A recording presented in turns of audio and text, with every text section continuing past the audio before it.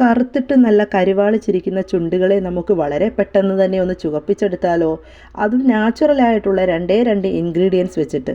സാധാരണയായി നമ്മൾ ഉപയോഗിക്കുന്ന ലിപ് ബാം, ലിപ്സ്റ്റിക്ക് തുടങ്ങിയവയിലൊക്കെ തന്നെ നിരവധി കെമിക്കൽസ് ആണുള്ളത് അല്ലേ? അത് ചുണ്ടിനും അതുപോലെ തന്നെ നമ്മുടെ ഉള്ളിലും പോയി മറ്റൊരു റിയാക്ഷനാണ് നടത്തപ്പെടുന്നത്. ഇത് നമുക്ക് നിരവധി ആരോഗ്യ പ്രശ്നങ്ങൾ ഉണ്ടാക്കുകയും ചെയ്യുന്നുണ്ട്.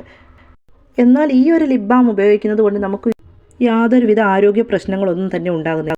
ഇത് തയ്യാറാക്കാനായിട്ട് ഞാനിവിടെ എടുത്തിരിക്കുന്നത് ചെറിയ ഒരു ബീട്രൂട്ടാണ്.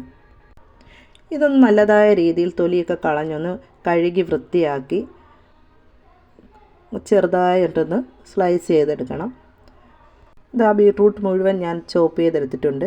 ഇനി ഇതൊരു മിക്സിയുടെ ജാറിലേക്ക് ഇട്ട് കൊടുത്തിട്ട് നല്ലതായ രീതിയിലൊന്ന് അടിച്ചെടുക്കണം.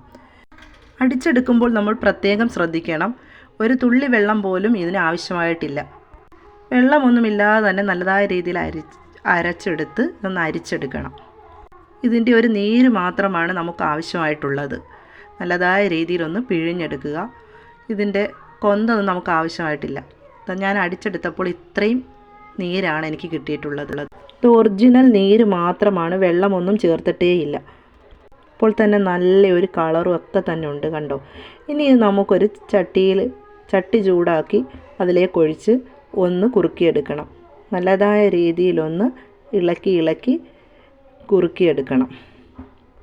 ഇത് നമ്മുടെ ചുണ്ടുകൾക്ക് വളരെ എഫക്റ്റീവായിട്ടുള്ളൊരു പായ്ക്കാണ്.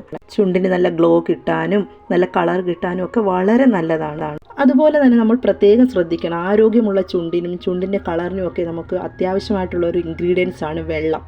നമ്മുടെ ബോഡി എപ്പോഴും ഹൈഡ്രേറ്റഡ് ആയിരിക്കണം. കണ്ടിട്ടില്ലേ, നമ്മൾക്ക് ചിലരുടെയൊക്കെ ചുണ്ടുകൾ കാണുമ്പോൾ തന്നെ അറിയാം, ചുണ്ടൊക്കെ പൊട്ടി കീറിയിരിക്കുന്നത് കണ്ടിട്ടില്ലേ? അത് വെള്ളത്തിൻ്റെ കുറവ് തന്നെയാണ്. അതിന് ലിപ് ബാം തേച്ചിട്ടോ ലിപ്സ്റ്റിക്ക് തേച്ചിട്ടോ ഒന്നും ഒരു കാര്യമില്ല. അതിനാൽ നമ്മുടെ ബോഡി വെയ്റ്റിനനുസരിച്ചിട്ട് നമ്മൾ വെള്ളം കുടിക്കാൻ പ്രത്യേകം ശ്രദ്ധിക്കണം. ഇനി ഇതിലേക്ക് നമുക്ക് കുറച്ച് ബട്ടറോ നെയ്യോ ചേർത്തിട്ട് ഒന്ന് കുറുക്കിയെടുക്കണം. അതിനുശേഷം അതിലേക്ക് ഒരു സ്വല്പം നാരങ്ങാ നീര് കൂടി ഒഴിച്ച് ദാണ്ടെ ഇങ്ങനെ റെഡിയാക്കി എടുക്കണം.